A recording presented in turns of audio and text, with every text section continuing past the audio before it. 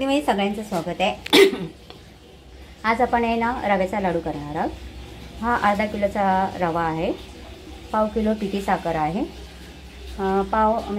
पावमधला पाव भाग आहे हा, म्हणजे खोबऱ्याचा किस आहे। नंतर हे ड्रायफ्रूट आहे, म्हणून की काजू, बदाम, पिस्ता, चारोळी, वेलची, हे सगळं आपलं ड्रायफ्रूट आहे आणि तूप आहे। एवढ्या ह्याच्या आणखीन आपण एक वस्तू ॲड करणार आहोत, त्यामध्ये मिल्क पावडर। अशा पद्धतीने आपण आता काय करणार आहोत, रव्याचा लाडू करणार आहोत। पहिला आपण ह्या रव्याला आपण भाजून घेणार आहोत। चला आता आपली प्रोसेस चालू होते।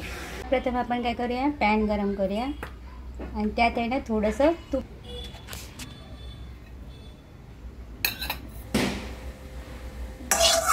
पूर्ण कढईला तूप लावून घ्यायचं, म्हणजे रवा चिटकत नाही। अर्धी वाटी आपल्याला तूप लागणार आहे। आता आपण रवा भाजायला ठेवला आहे, आपण रवा भाजतोय, त्यामुळे थोडं थोडं तूप टाकायचं आणि भाजायचं, सारखा चमचा हलवायचा, म्हणजे आपला खालून रवा लागला नाही पाहिजे।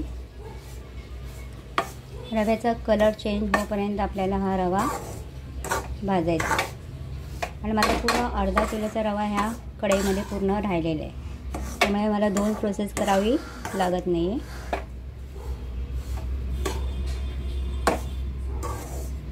आणि बारीक रवा घ्यायचा लाडू करताना।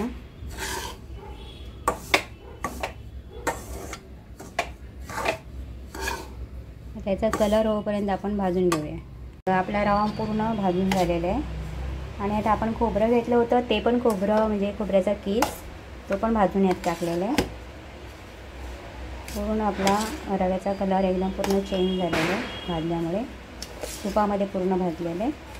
आता हे थोडंसं नॉर्मल होऊ द्यायचं, म्हणजे थंड व्हायला पाहिजे थोडं। आणि मग ह्याच्यामध्ये आपण साखर पिठी साखर मिक्स करायची, ड्रायफ्रूट मिक्स करायचं, मिल्क पावडर टाकायची, आणि मग लाडू वळायला बघायचं। पहिलं पिठी साखर टाकायची, लाडू होतोय का बघायचा, नाही वळला तर मग मिक्सरमधून काढायचं।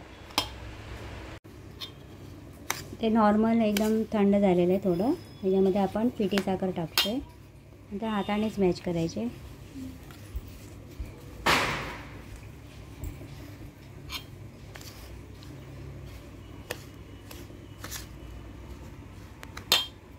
पाव किलो पिठी साखर टाकायची,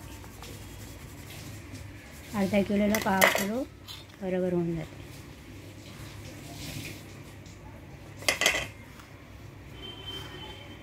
हे पूर्ण मॅच करायचं।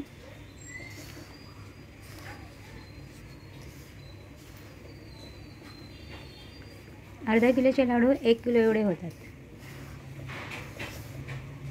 आणि यानंतर याच्यामध्ये चवीनुसार मीठ टाकायचं आहे। हे पूर्ण ह्याच्यात आहे ना साखरेच्या गाठी पूर्ण मॅच करून टाकायच्या, हे मिक्स करायच्या। चला मी सगळं मिक्स करते। हे आपलं सगळं साखर मिक्स केलेलं आहे, रव्यामध्ये मीठ टाकलेलं आहे, खोबऱ्याचा किस टाकलेला आहे, सुक्या खोबऱ्याचा। आता आपण ह्याला बाइंडिंग येण्यासाठी मिक्सरमधून काढणार आहोत। आता यामध्ये आपल्याला हे मिक्सरमधून काढलं, यामध्ये आपल्याला ड्रायफ्रूट वगैरे सगळं टाकायचं आणि हाताने मॅच करायचं। ड्रायफ्रूट टाकलेलं आहे, आता ह्याला मॅच आपण करायचं। याच्यामध्ये मिल्क पावडर पण टाकलेले, आणि आता आपण हाताने हे लाडू ओळायचे फटाफट फटाफट।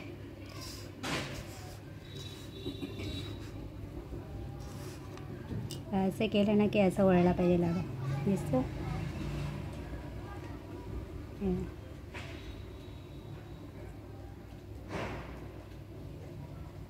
लाडू पटकन वळतो।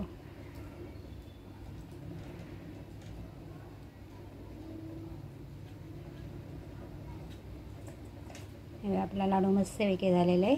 अशा पद्धतीने आपण सर्व लाडू आपण वळून घेऊया। हे बघा आपले मस्त रव्याचे लाडू झालेले आहेत एकदम। बघा त्याच्यावर हे पण आलेले आहेत, काटे पण आलेले आहेत। हे खोबऱ्याचा किस टाकल्यामुळे याला काटे येतात असे मस्त वेगळे, आणि थोडं मिक्सरमध्ये फिरवल्यामुळे पटकन बाइंडिंग येतं त्याला।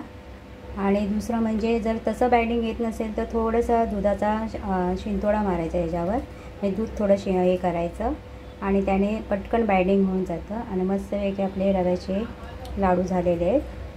एकदम छान एकदम आवड. आणि मी असं वेगवेगळे असे मनुके वगैरे लावत बसली नाही आहे. मी जे ड्रायफ्रूट टाकले ते सगळ्या लाडूंवर व्यवस्थित आलेले दिसते तुम्हाला. अतिशय मस्त आणि छान झालेले आहेत. तुम्ही पण अशा पद्धतीने करा आणि दिवाळीमध्ये खुश राहा. हॅपी दिवाळी सगळ्यांना. बाय. माझे सर्व फराळ झालेला आहे.